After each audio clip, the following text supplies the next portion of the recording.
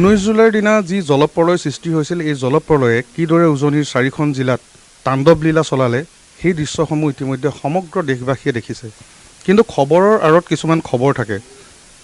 এই জিলাকেইখনৰ বিশেষকৈ শিৱসাগৰ আৰু চৰাইদেউ জিলাত দিখৌৰ যি বলীয়া বান্ধ, দিচাঙৰ যি বান্ধ, জাঁজি নদীৰ বান্ধ, মিটং নদীৰ বান্ধ, দৰিকা নদীৰ বান্ধে এই সমগ্ৰ শিৱসাগৰ আৰু চৰাইদেউ জিলাক এক প্ৰকাৰ 50 বছৰলৈ পিছুৱাই নিলে। প্ৰতিজন লোকে ইয়াত বিপদগ্ৰস্ত, প্ৰতিজন লোকৰে ক্ষয়ক্ষতিৰ পৰিমাণ হিচাপ কৰিব নোৱাৰি। কিন্তু এই খবৰৰ আঁৰৰ খবৰসমূহ কি?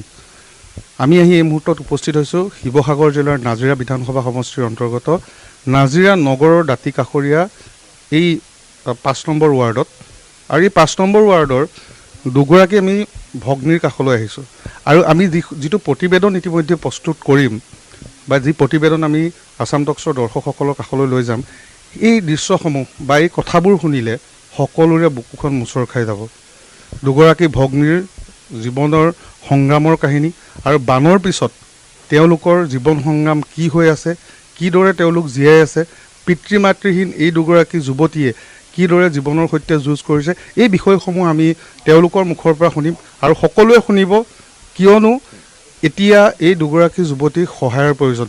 বহু সপোন তেওঁলোকৰ আছিল। মই এই মুহূৰ্তত মোৰ সতীৰ্থক ভিতৰৰ পৰিৱেশটো দেখুৱাম। পলসেৰে পৰিপূৰ্ণ এই ঘৰটো এই মুহূৰ্তত মই দেখুৱাইছোঁ। সকলোতে পলস, সন্মুখত এখন পঢ়াৰ টেবুল আৰু এইদৰে সমগ্ৰ আচবাব ইয়াত পৰি ৰৈছে। ইয়াৰ অধিকাংশ সামগ্ৰী শেষ হৈ গ'ল।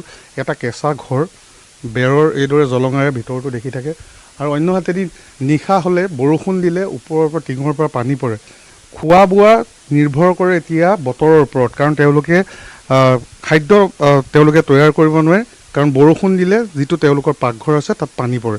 মই দেখুৱাইছোঁ, ইয়াত লিখা আছে চাওক, যে ইয়াত যিবোৰ আৰক্ষী বিষয়াৰ যিবোৰ ষ্টাৰ আছে সেই ষ্টাৰ দি ইয়াত লিখা আছে ড্ৰিম SI, অৰ্থাৎ সপোন আছিল তেওঁ এগৰাকী পুলিচ বিষয়া হয়।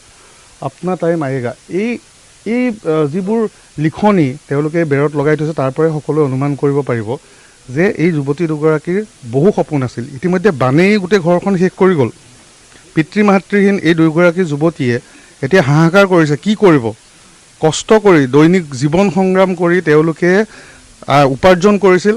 সাধাৰণ সেই উপাৰ্জনেৰে তেওঁলোকৰ সপোনবোৰ পূৰাবলৈ চেষ্টা কৰিছিল, কিন্তু এতিয়া একো নাই, সকলো নষ্ট হৈ গ'ল। বানে সকলো উটুৱাই নিলে। এই ঘৰখনত এতিয়া পলস আঁতৰাই আঁতৰাই যুৱতীকেইগৰাকী এক প্ৰকাৰ দুৰ্বল হৈ পৰিছে। কাষত থিয় দিবলৈ কোনো নাই। নাই তেওঁলোকৰ আত্মীয় আছে, নাই কোনো ইয়াৰ স্থানীয় লোক আছে, নাই জনপ্ৰতিনিধি আছে, নাই কোনো চৰকাৰী বিষয়া আছে। দুয়োগৰাকী মই পোনপ্ৰথমে চিনাকি কৰি দিম, দীপ্তি মুৰা আৰু দীপিকা মুৰা। সকলোৱে ভাবিব যে এই দুগৰাকী যুৱতীৰ প্ৰকৃততে এই জীৱন সংগ্ৰামৰ আৰু কাহিনীটো কি। মই পোনপ্ৰথমে উল্লেখ কৰি লৈছোঁ যে দুয়োগৰাকী ভগ্নীয়ে সৰুতেই নিজৰ পিতৃ মাতৃক হেৰুৱালে। আৰু তেতিয়াৰ পৰাই অকলশৰীয়াকৈ এই দুগৰাকী যুৱতীয়ে সৰুৰ পৰাই ইজনীয়ে সিজনীৰ হাতত ধৰি জীৱনটোক আগুৱাই নিছে। আৰু আগুৱাই যেতিয়াই তেওঁলোকে ঠন ধৰিবলৈ বা থিয় দিবলৈ শিকিলে, সেই সময়তে বানে তেওঁলোকক কিন্তু কঁকাল ভাঙি থৈ গুচি গ'ল। এতিয়া তেওঁলোকৰ হাতত উপায় নাই। মই প্ৰথমে জ্যেষ্ঠ ভগ্নীগৰাকীৰ কাষলৈ আহিছোঁ। দীপ্তি মুৰা, হয়, তুমি কিহলৈকে পঢ়িলা? মই ডিষ্টেঞ্চত BA কমপ্লিট কৰিলোঁ। স্নাতক ডিগ্ৰী তোমাৰ সম্পূৰ্ণ হৈছে। এতিয়া সকলোৱে শুনিব বিচাৰোঁ, মই সুধিবলগীয়া কথা নহয় এইটো, যে সকলো সমগ্ৰ অসমবাসীৰ কাৰণে কোৱা যে তোমাৰ জীৱন সংগ্ৰামৰ দুয়োগৰাকী ভগ্নীৰ কাহিনীটো কি? আমাৰ পাপা সৰুতে ঢুকালে, মা আছিলে, মা 4 বছৰ হ'ল ঢুকুৱা।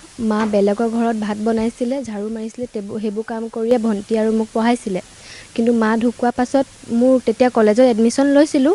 দুদিনমান কলেজ গ'লোঁ, কিন্তু মই যদি কলেজত পঢ়িম তেতিয়া ঘৰ কেনেকৈ চলিব? মোৰ ভণ্টি পঢ়িব নোৱাৰিব, সেইকাৰণে মই কলেজ এৰি দিলোঁ।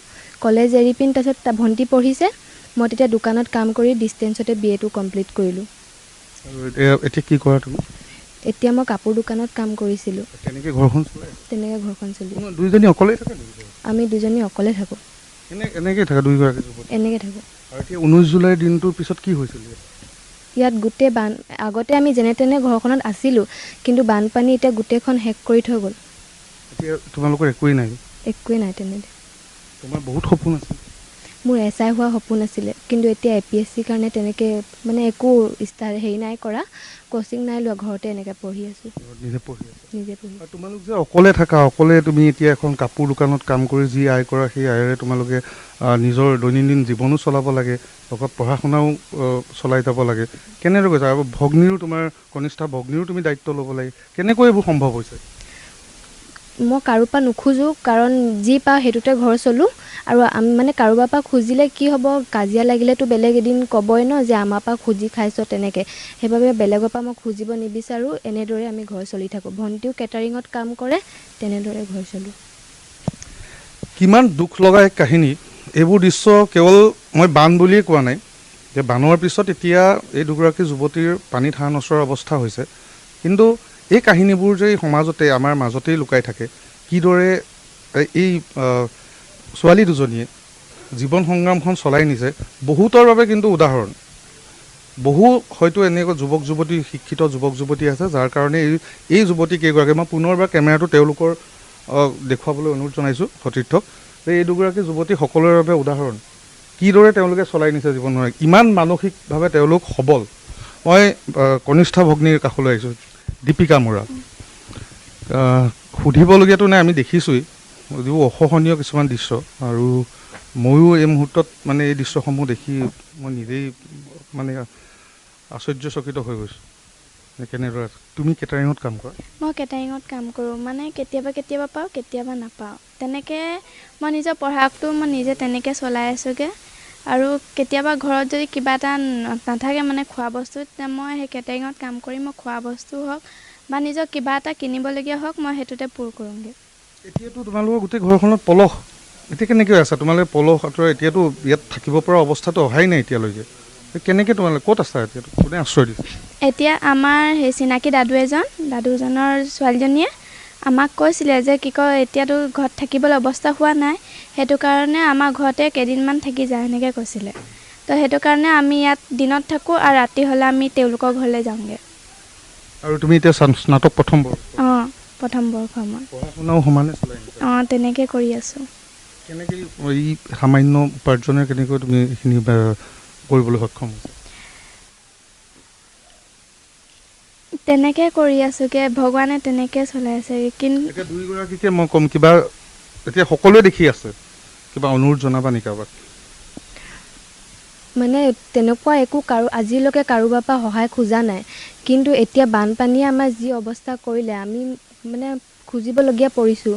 মোক কিবা এটা যদি সংস্থাপন হোৱা হ'লে, তেতিয়া মই নিজৰ ঘৰো চলাব পাৰিম, আৰু মাষ্টাৰ ডিগ্ৰীও পঢ়িব পাৰিলোঁহেঁতেন তেতিয়া।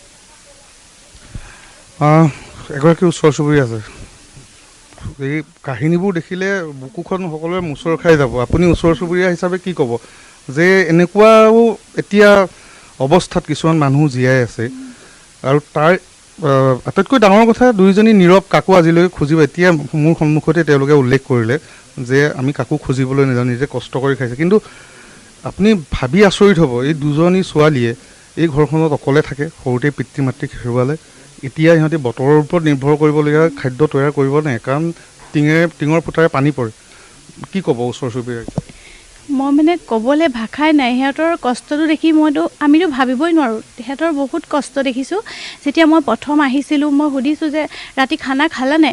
কৈছে আমি বনাব পৰা অৱস্থাত নাই। মানে মই ক'ব নোৱাৰোঁ, মানে ইমান দুখ লাগিছে। আমি কল্পনাও কৰিব নোৱাৰোঁ সিহঁতৰ জীৱনটো। মানে পানী একদম গেছটো যোনডোখৰত আছে, সেই ওপৰতে ডাঙৰকৈ এটা ফুটা।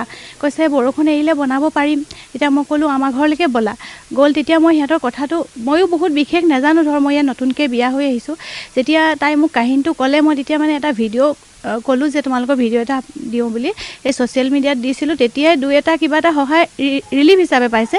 কিন্তু সিহঁতি কাকো আজিলৈকে মই কাৰোবাক কিবা এটা খোজাও দেখা নাই। বহুত কষ্টৰে জীৱনটো মানে কেনেকৈ যে পাৰ কৰিছে। কৈছে যে কেতিয়াবা যেতিয়া পইচা দুটকা থাকে, কষ্টৰে থৈ দিয়ে ঘৰখন চলাবলৈ দুজনীয়ে। আৰু এজনীয়ে কেটাৰিঙত কৰি মেলি কলেজৰ ফিজটো উলিয়ায়, এজনীয়ে ভনীয়েকে পঢ়িব বুলি নিজৰ সপোনেই বাদ দি দিছে। মানে বহুত বেছি দুখৰ, আমি ভাবিব নোৱাৰোঁ। আছে ইয়াৰ মাজত ইজনী সিজনীৰ কাৰণে ত্যাগ কৰিছে, বহুত ত্যাগ কৰিছে। আৰু সিহঁতৰ মানে জীৱনটো আপুনি ভাবিব নোৱাৰে, বহুত কষ্টৰে। এতিয়া পলস যে উলিয়াইছে, যিটো মই দেখিলোঁ, যিটো মই কেমেৰাত বন্দী কৰিব নোৱাৰিলোঁ, সেই টাইমত মানে মই ইম'চনেল হৈ গ'লোঁ। এজনীয়ে কোৰখন বলে পৰা নাই যে দুজনীয়ে ধৰি পেলাইছে, তেনেকুৱা এটা দৃশ্য মানে কোনো ওচৰৰ চুবুৰীয়াকো দেখা নাই সিহঁতক সহায় কৰা। আৰু মানে নিজৰ পা পৰিয়াল আছে নথকা নহয়, যিটো মই দেখিছোঁ কোনো সিহঁতক সহায় নাই কৰা। ধন্যবাদ জনাইছোঁ। মই এই মুহূৰ্তত সতীৰ্থৰ সৈতে ঘৰৰ ভিতৰৰ পৰিৱেশটো মই এই মুহূৰ্তত দেখুৱাম, আৰু দৃশ্যবোৰ দেখুৱাই থকাৰ কাৰণ এটাই, সকলোৱে অনুভৱ কৰক প্ৰকৃততে এই যুৱতী দুগৰাকী কেনেদৰে যাইছে, এই বানে কি কৰি পেলালে।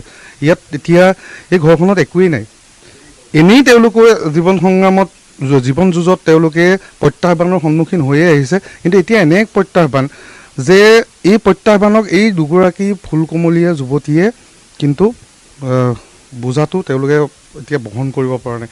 মই ভিতৰলৈ দেখুৱাইছোঁ, মই বাৰে বাৰে উল্লেখ কৰিছিলোঁ যে বতৰৰ ওপৰত নিৰ্ভৰ কৰি তেওঁলোকে খাদ্য তৈয়াৰ কৰিব লাগে। কি কাৰণে কৰা হয় মই সেইটো দৃশ্যও দেখুৱাম, যে টিঙত এয়া চাওক ফুটা, আৰু এই ফুটাৰেদি বৰষুণ যিহেতু আহি আছে, ধাৰাসাৰ বৃষ্টিপাত হৈ আছে, আৰু তাৰ তলতেই এইটো পাকঘৰ। গোটেই সমগ্ৰ সামগ্ৰী ইয়াত অ'ত ত'ত সিঁচৰিত হৈ পৰি ৰৈছে। বানৰ পিছত এইটো অৱস্থা। এতিয়া ভাত বনাই খাবলৈও তেওঁলোকে বতৰৰ ওপৰত নিৰ্ভৰ কৰিব লাগিব, কাৰণ বৰষুণ দিলে ইয়াত তেওঁলোকে একো তৈয়াৰ কৰিব নোৱাৰে, সমগ্ৰ ঘৰটো পানীৰে পৰিপূৰ্ণ হৈ যায়। আৰু ইয়াত আমি দেখুৱাইছোঁ প্ৰতিটো সামগ্ৰী এতিয়া নষ্ট হৈ পৰিছে। এইদৰে ইয়াত যিসমূহ তেওঁলোকে খোৱা বস্তু ৰাখিছিল সেইবোৰ ইয়াত গেলি পচি এতিয়া গৈছে। বাচন বৰ্তনকে আদি কৰি যিবোৰ কাপোৰ আছিল সেইবোৰ ইতিমধ্যে নষ্ট। এসাঁজ কাপোৰ কিনিবৰ কাৰণে তেওঁলোকে কিমান চিন্তা কৰিব লাগে, কিন্তু এই সকলোবোৰ নষ্ট হৈ গ'ল। কিমান সপোন আছিল। মই এই পঢ়াৰ টেবুলখন মই দেখুৱাম যে ইয়াত কি কি লিখি ৰাখিছে চাওক, আই এম ছাকচেছ। কিমান মানসিকভাৱে সবল দুগৰাকী যুৱতী, তেওঁলোকে ইমান সুন্দৰকৈ শৃংখলাবদ্ধভাৱে নিজৰ জীৱনটোক আগুৱাই নিয়াৰ চেষ্টা কৰিছে। ইমান অনাটনৰ মাজত, এই দৰিদ্ৰতাৰ মাজতো, আৰ্থিক অনাটনৰ মাজতো তেওঁলোকে কিন্তু শৃংখলাবদ্ধভাৱে জীৱনটো আগুৱাই দিছে। আৰু পুনৰবাৰ মই দুয়োগৰাকী যুৱতীকে এই মুহূৰ্তত কেমেৰাৰ সন্মুখলৈ লৈ আহিছোঁ। দুয়োগৰাকী মোৰ কাষতেই আছে, আৰু সমগ্ৰ অসমবাসীক মই আছাম টক্সৰ জৰিয়তে মই অনুৰোধ জনাইছোঁ, এয়া হ'ল জীয়া ছবি, বাস্তৱিক ছবি, এয়া কোনো কাল্পনিক ছবি নহয়। মই অসমৰ মুখ্যমন্ত্ৰীগৰাকীক এই মুহূৰ্তত কৰজোৰে অনুৰোধ জনাম যে ইয়াৰ জনপ্ৰতিনিধিগৰাকীক মই কৰজোৰে অনুৰোধ জনাম, চৰকাৰ বা প্ৰশাসন যন্ত্ৰক মই অনুৰোধ জনাম যে এই মুহূৰ্তত এই দুগৰাকী যুৱতীক আপোনালোকৰ সহায়ৰ প্ৰয়োজন, সমগ্ৰ অসমবাসীক সহায়। আৰু সকলোৱে থিয় দিছে আজি, সমগ্ৰ শিৱসাগৰ আৰু চৰাইদেউ জিলাবাসীৰ কাষত সমগ্ৰ দেশ থিয় দিছে। কিন্তু এই মুহূৰ্তত এই খবৰ লুকাই থকা এইবোৰ খবৰ যে এই বাস্তৱিক ছবিখন প্ৰকৃততে কি, এই দুগৰাকী যুৱতীয়ে বানৰ পিছত এই অকলে তেওঁলোকে ইয়াৰ কোৰেৰে ইয়াৰ পৰা পলস উলিয়াইছে, ঘৰখনলৈ আগৰ অৱস্থাটো ঘূৰাই অনাৰ চেষ্টা কৰিছে। কিন্তু মানসিকভাৱে এতিয়াও অৱশ হৈ যোৱা নাই। এতিয়াও তেওঁলোকৰ সপোন আছে, কিন্তু এই সপোনবোৰ পূৰা কৰিবলৈ তেওঁলোকৰ সহায়ৰ প্ৰয়োজন। গতিকে মই পুনৰবাৰ সমগ্ৰ অসমবাসীক অনুৰোধ কৰিছোঁ, মুখ্যমন্ত্ৰীগৰাকীক অনুৰোধ কৰিছোঁ, আৰু লগতে মই প্ৰশাসন যন্ত্ৰটোকো অনুৰোধ কৰিছোঁ যে